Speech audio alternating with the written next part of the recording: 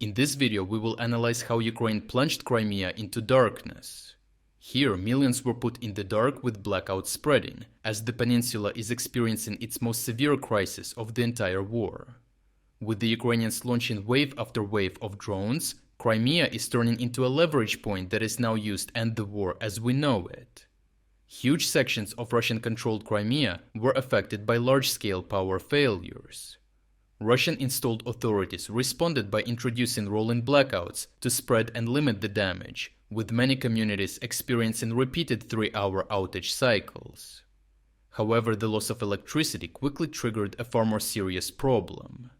Most pumping stations responsible for distributing water throughout the peninsula lost power as well.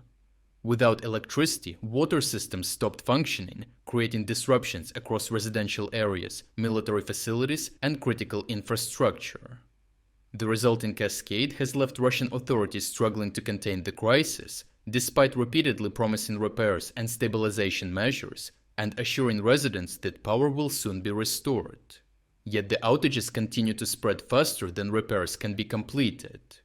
Because much of Crimea's infrastructure remains centralized, failures at several key nodes have affected large areas simultaneously, forcing the prioritization of sectors that receive electricity while others remain without reliable power or water. These disruptions followed a series of Ukrainian strikes targeting key elements of Crimea's energy network. One of the most significant recent attacks struck the Kamysh-Burunsky combined heat and power plant near Kerch. Satellite imagery confirmed fires at the facility, with reports indicating that a fuel storage tank was hit. Residents published numerous videos showing a massive smoke plume stretching roughly 50 kilometers across eastern Crimea. Despite the visible destruction, Russian authorities initially attempted to describe the outages as merely an accident within the electrical grid. Earlier, Ukrainian forces targeted the thermal power plant near Simferopol, with explosions reported as fires burned for hours after the strike. Satellite data confirmed multiple fire locations within the facility, while released images showed significant damage.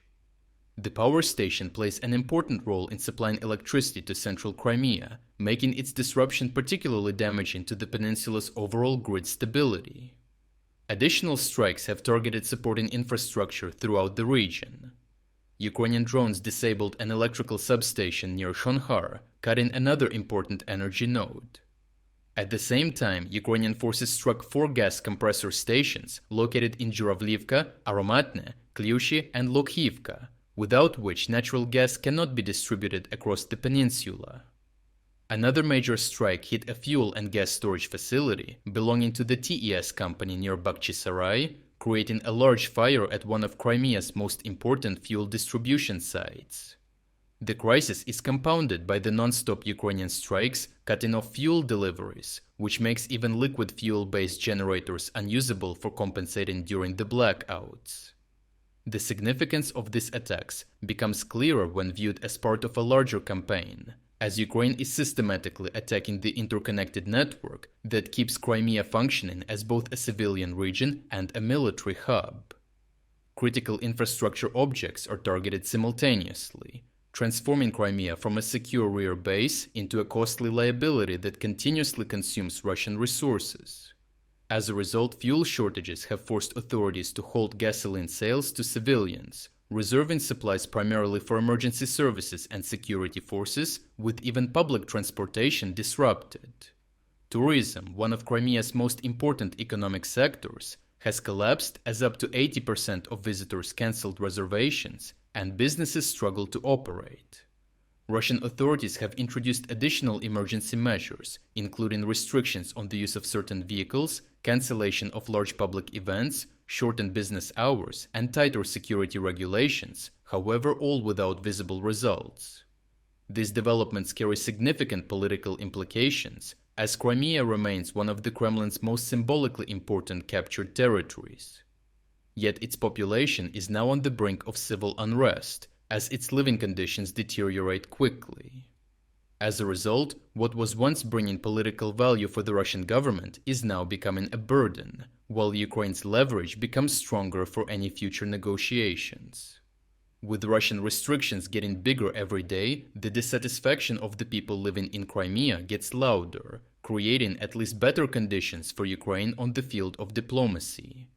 Overall, the unfolding crisis demonstrates that Ukraine's campaign extends far beyond battlefield objectives. Fuel shortages, electricity failures, and water disruptions are now spreading across Crimea, undermining Russia's image of stability and control, exposing vulnerabilities that become harder to hide with every new blackout. As locals face growing uncertainty, worsening services, and increasing restrictions, the peninsula is becoming a visible example of the mounting costs associated with sustaining control under constant pressure. To watch uncensored combat footage that we used in this report, check out our interactive news map. Here we are unrestricted by the YouTube policies and can finally show you the full uncut version of what really happened. But what is even more important, this map will give you access to all our analysis of significant events that go far beyond of what we can include in our short daily videos. Finally, we are officially releasing the second generation of our interactive map. What you are seeing on your screen right now is a significantly enhanced and far more powerful version of the map that has even more advanced features and news analytics tools. To celebrate the launch of the new map, we are also launching a 50% sale on all subscription plans. Starting from just $4.99, you will not only gain premium access to the map, but you will also unlock all our exclusive strategic updates, frontline overviews, and strategic geopolitics videos. So check out the link in the description to become an exclusive member of our community. I truly appreciate everyone who stepped up to join us. Your support means the world to us.